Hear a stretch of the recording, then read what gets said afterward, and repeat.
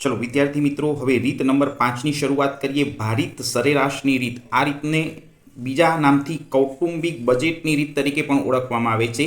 આપણા અભ્યાસક્રમમાં આ બંને રીતના દાખલા છે, બંનેમાં એક જ સૂત્ર આવે છે, માટે બંને ટોપિકને એક સાથે લેવાનું મેં પસંદ કરેલું છે। ચલો, એક કરતાં વધારે વસ્તુની કિંમતમાં થતો ફેરફાર જાણવા માટે સરેરાશ સૂચકાંકનો ઉપયોગ થાય છે। એટલે કે ઘઉં, ચોખા, બાજરી, કઠોળ આવી એક કરતાં વધારે વસ્તુઓની કિંમતમાં કેટલો ફેરફાર થયો તે જાણવો હોય તો સરેરાશ સૂચકાંકનો ઉપયોગ થાય છે। આ સ્ટેપ આપણે અગાઉ શીખી ગયા, જેને આપણે સામાન્ય સૂચકાંક કહેતા હતા, પણ આની અંદર થોડી ખામી હતી, એને દૂર કરવા માટે હવે આપણે આ ટોપિક ભણવાનો છે। તો સરેરાશ સૂચકાંક શોધવાની આપણા અભ્યાસક્રમમાં બે પદ્ધતિઓ છે। એક પદ્ધતિનું નામ છે સાદી સરેરાશની રીત, એક પદ્ધતિનું નામ છે સાદી સરેરાશની રીત અને બીજી પદ્ધતિનું નામ છે ભારિત સરેરાશની રીત। આ બંને પદ્ધતિમાં સાદી સરેરાશની પદ્ધતિમાં થોડી ખામી છે, તે ખામીને દૂર કરવા માટે ભારિત સરેરાશની રીતનો ઉપયોગ થાય છે। તો હવે આપણે આ બેમાં સાદી સરેરાશમાં કઈ ખામી છે ને એનો અભ્યાસ કરીશું અને પછી ભારિત સરેરાશની પદ્ધતિ સમજીશું આગળ। ચલો, સાદી સરેરાશની પદ્ધતિનો અભ્યાસ કરવા માટે મેં અહીંયા આગળ એક ઉદાહરણ મૂકેલું છે। તમે એવું માની લો, ધારો કે એક વ્યક્તિ દર મહિને ₹30,000 આવક મેળવે છે, એટલે દર મહિને 30,000 કમાય છે, જેનો ખર્ચ તે નીચે મુજબ કરે છે। એટલે ₹30,000 જેને આવક મળે છે તે પોતાના પરિવારમાં કેવી રીતે ખર્ચે છે, એનો અહીંયાના 30,000માંથી ખોરાક પાછળ જ ₹15,000 ખર્ચી નાખે છે। એટલે 30,000નો 50% હિસ્સો તો એ પોતાના ખોરાક પાછળ ખર્ચે છે। ત્યાર પછી એના ઘરનું મકાનનું ભાડું 6,000 ચૂકવાય છે, એનટીઓના કપડાનો ખર્ચ 4,000 થાય છે, બળતણમાં ગેસ અને વીજળીનો ખર્ચ 3,000 થાય છે, અને તે ઉપરાંત પરચુરણ ખર્ચ બીજા થાય છે ₹2,000। એમ કરીને આ ₹30,000 કેવી રીતે ખર્ચ થાય છે એની સમજૂતી આપો। દરેક વિદ્યાર્થીઓ ધ્યાનથી આ ખર્ચના આંકડાઓને જુઓ। એ ₹30,000માંથી એનો મોટાભાગનો ખર્ચ ખોરાક પાછળ થાય છે, પછી મકાન ભાડા પાછળ થાય છે। હવે જેટલો ખર્ચ ખોરાક પાછળ થાય છે એટલો કપડાં પાછળ ખર્ચ થતો નથી, એટલો બળતણનો ખર્ચ થતો નથી, એટલે દરેક વસ્તુમાં એક સરખો ખર્ચ થતો નથી, માટે દરેક વસ્તુને એક સરખું મહત્વ આપવું ન જોઈએ। તો આના માટે મેં નીચે 4 લાઈન લખેલી છે, તે સમજાવો। હવે ઉપરના ઉદાહરણની અંદર જે ખર્ચના નામ લખ્યા છે એના માટે સમજૂતી છે। ઉપરના ઉદાહરણમાં રહેલ દરેક ખર્ચ અંગે સૂચકાંક શોધવામાં આવે। આ દરેક વસ્તુનો જો આપણે સૂચકાંક શોધી કાઢીએ અને તે ખર્ચના સૂચકાંકને ખર્ચની સંખ્યા વડે ભાગવામાં આવે। ખર્ચની સંખ્યા 1, 2, 3, 4 ને 5 એટલે n વડે ભાગવામાં આવે, અને જે કિંમત મળે તેને સાદી સરેરાશની રીતે સૂચકાંક શોધ્યો કહેવાય। તમે આ દરેકે દરેક ચીજ વસ્તુનો સૂચકાંક શોધો અને દરેકને 5 વડે ભાગી નાખો ને તો જે પદ્ધતિ આવે ને એને સાદી સરેરાશ પદ્ધતિએ સૂચકાંક શોધ્યો કહેવાય, જેનું સૂત્ર આપણે અગાઉ ભણી ગયા। એ સૂત્ર આ રીતનું હતું, જો I = સિગ્મા P1/P0 ભાગ્યા n ગુણ્યા 100।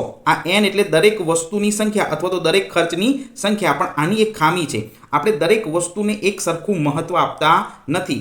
જો આ દરેક વસ્તુ પાછળ એક સરખો ખર્ચ થતો હોય અને એને 5 વડે ભાગીએ તો યોગ્ય કહેવાય, પરંતુ દરેક વસ્તુ પાછળ એક સરખો ખર્ચ થતો નથી તો એને 5 વડે ભાગવું યોગ્ય નથી।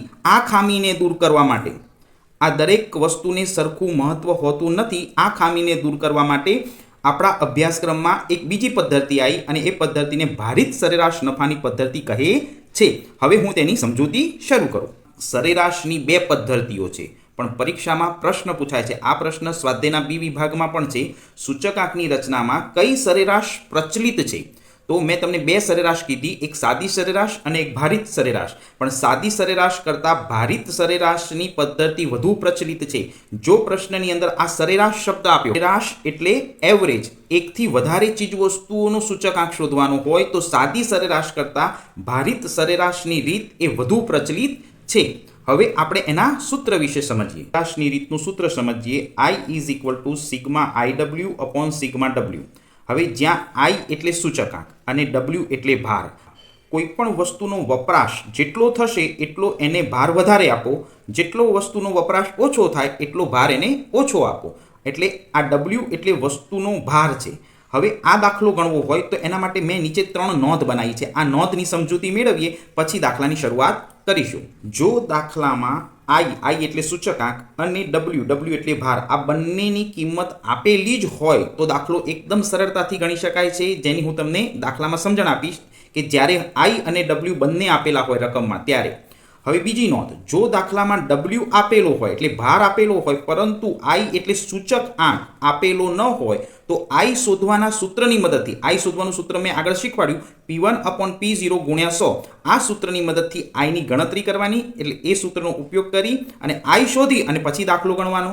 હવે આ બે નોંધ પૂરી થઈ એટલે નોંધ નંબર 3 શરૂ કરીએ. ચલો નોંધ નંબર 3, જો દાખલામાં આઈ આપેલો જ હોય, આઈ આપેલો હોય પરંતુ ડબલ્યુ આપેલો ન હોય, ડબલ્યુ એટલે ભાર આપેલો ન હોય, તો ડબલ્યુ શોધવા માટેની એક ફોર્મ્યુલા છે, P0 × Q0 ની મદદથી ભારની ગણતરી કરી શકાય. આ P0 એટલે P એટલે ભાવ, પણ 0 એટલે આધાર વર્ષનો ભાવ, અને Q એટલે ક્વોન્ટિટી એટલે જથ્થો, વપરાશ, અને એ 0 Q0 એટલે આધાર વર્ષનો જથ્થો. આને આધાર વર્ષનો જથ્થો કહેવાય અને આને આધાર વર્ષનો ભાવ કહેવાય. જથ્થો અને ભાવનો ગુણાકાર કરો એટલે તમને ભાર મળશે. તો આ 3 નોંધોની મદદથી આપણે ભારિત સરેરાશના દાખલા શરૂ કરીએ. ચલો વિદ્યાર્થી મિત્રો, હવે સ્વાધ્યાય 1.3 નો પહેલો જ દાખલો શરૂ કરીએ. આ દાખલો ભારિત સરેરાશની રીતનો છે, એ સમજૂતી આપું. એક ઇલેક્ટ્રોનિક વસ્તુના ઉત્પાદનમાં વપરાતી 6 જુદી જુદી વસ્તુઓ અંગેની માહિતી નીચે પ્રમાણે છે. તે પરથી સૂચકાંક ગણો અને તેનું અર્થઘટન કરો. જો આ દાખલામાં અર્થઘટન પણ પૂછ્યું છે અને સૂચકાંક પણ પૂછ્યો છે, પણ કઈ પદ્ધતિએ સૂચકાંક પૂછ્યો છે તે નથી આપ્યું, તો સૂચકાંક ગણવો તે આપ્યું નથી, તે આપણે દાખલામાં જાતે નક્કી કરવું પડે. અને એ નક્કી કરવા માટે આ 3 સ્ટેપમાંથી જ નક્કી થશે. જો દાખલામાં વસ્તુના નામ આપ્યા છે A B C D E F, પણ જે આ ભાર આપ્યો છે ને એ ભાર એટલે જ W કહેવાય. અને આ દાખલાની અંદર ભાર આપ્યો છે માટે આ દાખલો ભારિત સરેરાશની પદ્ધતિએ ગણવાનો છે તેમ કહેવાય. અને બીજું સ્ટેપ આપ્યું છે ભાવ સાપેક્ષ ટકાવારી. ભાવ સાપેક્ષ ટકાવારી એટલે જ સૂચકાંક, જેને આપણે આઈ સંકેતથી ઓળખીશું. દાખલામાં આઈ અને ડબલ્યુ બંનેની કિંમત આપેલી હોય ત્યારે દાખલો કેવી રીતે ગણવો તે હું તમને હવે સમજાવું. શરૂ કરીએ. પહેલાં નોંધ જોઈ લઈએ. જ્યારે દાખલામાં આઈ અને ડબલ્યુ બંને આપેલા હોય ત્યારે દાખલો કેવી રીતે ગણવો એની હું તમને સમજૂતી આપું. એના કરતાં પહેલાં આ એનું ટેબલ તૈયાર કરીને રાખ્યું છે, તમે ધ્યાનથી જોઈ લો. ચીજ વસ્તુના નામ 6 પ્રકારની ચીજ વસ્તુઓ ઊભા ક્રમમાં લખી દીધી. તમને દાખલાની અંદર આઈ એટલે સૂચકાંક ભાવ સાપેક્ષ આપ્યો છે, ભાવ સાપેક્ષ લખી દીધો, અને તમને ડબલ્યુ ભાર આપ્યો છે, ભાર લખી દીધો. અને અહીંયા આગળ ખાલી આ બંનેનો ગુણાકાર કરવા આ રીતે ટેબલ તૈયાર કર્યા પછી દાખલો કેવી રીતે ગણાશે એ હું તમને સમજાવું. ચલો દાખલાની અંદર આ આઈ અને ડબલ્યુ આ બંનેનો ગુણાકાર કરીને IWનું ખાનું તૈયાર કરવાનું છે. એટલે 290 × 5 કરો એટલે તમારો આન્સર આવશે 1450. આ તમારો આન્સર 1450. આ પહેલું ખાનું તૈયાર થઈ ગયું. આપણા પાસે આઈ અને ડબલ્યુ બંને છે એટલે આઈ અને ડબલ્યુનો ગુણાકાર કરીને અહીંયા આગળ સ્ટેપ મૂકી દેવાનું. હવે બી નામની વસ્તુ 315 એ એનો સૂચકાંક આઈ છે અને ડબલ્યુ 10 છે, તો આ બંનેનો ગુણાકાર કરો તો 3150 આવશે. એ જ રીતે સી નામની વસ્તુનો ગુણાકાર કરીશું તો 280 એનો સૂચકાંક છે અને 10 વડે ગુણીએ તો 2800 આવશે. ત્યાર પછી ડી નામની વસ્તુની અંદર એનો સૂચકાંક 300 છે અને એનો ભાર 30 છે, એટલે આ બંનેનો ગુણાકાર કરો તો આન્સર 9000 આવશે. હવે ઈ નામની વસ્તુની અંદર 315 એનો સૂચકાંક છે અને એનો ભાર 20 છે, આ બંનેનો ગુણાકાર કરો એટલે જવાબ 6300 આવશે. અને છેલ્લી વસ્તુ એફ છે, એનો સૂચકાંક 320 અને ભાર 25 છે, આ બંનેનો ગુણાકાર કરો તો એનો જવાબ 8000 આવશે. એટલે IWનો ટોટલ હવે કરવાનું રહેશે. તો આ બંનેનો ગુણાકાર કરીને IWની કિંમત શોધ્યા પછી આ દરેકે દરેક IWનો સરવાળો કરીએ તો એને કે સિગ્મા IW કહેવાય. એને શું કહેવાય? Sigma IW. આ દરેકે દરેક IWનો સરવાળો કરીએ તો જવાબ 30700 આવશે. જવાબ કેટલો આવશે? 30700. ડબલ્યુનું સૂત્ર મૂક્યું સિગ્મા IW/સિગ્મા W. હવે આ સિગ્મા W એટલે આપણી પાસે જે ભાર હતો એનું ટોટલ સિગ્મા W એ 100 હતો અને સિગ્મા IW 30700 હતો. આ બંને કિંમતનો ઉપયોગ કરી અને તમે સૂચકાંક શોધી શકો.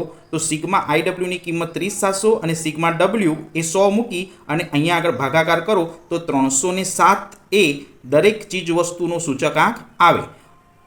દાખલામાં તેનું અર્થઘટન પૂછ્યું છે. અર્થઘટન કેવી રીતે લખવું એ હું તમને સમજાવું. તો આ 307 એ ચાલુ વર્ષનો સૂચકાંક કહેવાય. 307 એ ચાલુ વર્ષનો સૂચકાંક કહેવાય અને આધાર વર્ષનો સૂચકાંક હંમેશા 100 હોય. એટલે 307માંથી 100 બાદ કરો એટલે કેટલો વધારો થયો છે તે ખ્યાલ આવે. તો એના માટે મેં એક નીચે લાઈન લખી છે, સામાન્ય સૂચકાંકને જોતા ભાવોમાં 260% વધારો થયો છે. 207 કેવી રીતે આવ્યા? તો 307 એ ચાલુ વર્ષનો સૂચકાંક છે, એમાંથી આધાર વર્ષનો સૂચકાંક 100 બાદ કરીએ તો 207% એમાં વધારો થયો છે તેમ કહેવાય. તો આ ઇલેક્ટ્રોનિક ચીજ વસ્તુના ભાવોમાં ચાલુ વર્ષમાં 207% જેટલો વધારો થયો છે તેમ કહેવાય. અહીંયા આગળ હું આ દાખલો પૂરો કરું છું. ચલો વિદ્યાર્થી મિત્રો, હવે ડાયરેક્ટ એક દાખલાની સમજૂતી આપું. સ્વાધ્યાય 1.4 દાખલા નંબર 4 ચોપડીના પાના નંબર 38 ઉપર છે. હું આ દાખલો સમજાવું છું ત્યારે તમે તમારું પુસ્તક સાથે રાખજો. આ ડાયરેક્ટ હું સમજાવું છું. જો નીચે મુજબ રકમ આપેલી છે કે નીચેની માહિતી પરથી ઉત્પાદનનો સામાન્ય સૂચકાંક શોધો. સામાન્ય સૂચકાંક શોધો એવું સ્પષ્ટ લખ્યું છે, પણ રીતનું નામ નથી લખ્યું કે સાદી સરેરાશ કે ભારિત સરેરાશ. પણ દાખલાની રકમ પરથી ખબર પડે કે દાખલામાં ભાર આપેલો છે. જો દાખલામાં ભાર આપ્યો હોય તો ભારિત સરેરાશ પદ્ધતિએ સૂચકાંક શોધવો પડે. અને અહીંયા લખ્યું છે ઉત્પાદનનો સૂચકાંક. સૂચકાંક એટલે આઈ જ છાપીને આપ્યો છે. તો ભાર જો અહીંથી 15, 23, 15, 25 આ રીતે ભાર આપ્યો છે અને સૂચકાંક આપ્યો છે. તો મેં અગાઉ જે દાખલો શીખવાડ્યો એ રીતે આ ટેબલ તૈયાર કરેલું છે. પહેલાં દાખલામાં આપેલી માહિતી પરથી ચોરસ બોક્સ બનાવવાનું. વસ્તુના નામ, ભાર અને સૂચકાંક આઈ અને ડબલ્યુનો ગુણાકાર કરીને આ છેલ્લું ખાનું ભરવાનું છે.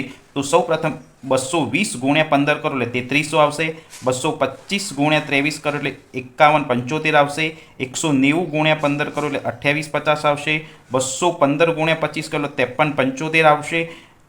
198 × 10 કરો એટલે 1980 આવશે. અને 220 × 12 કરો એટલે 2640 આવશે. આ રીતે ખાલી બેટા માત્ર ગુણાકાર કરો અને આ દરેકે દરેક આઈડબ્લ્યુનો સરવાળો કરો એટલે સિગ્મા આઈડબ્લ્યુ મળશે. અને ભારનો સરવાળો કરો એટલે સિગ્મા ડબલ્યુ મળશે. તો સિગ્મા ડબલ્યુ અને સિગ્મા આઈડબ્લ્યુ ની મદદથી ભારિત સરેરાશ સૂચકાંક શોધી શકાય.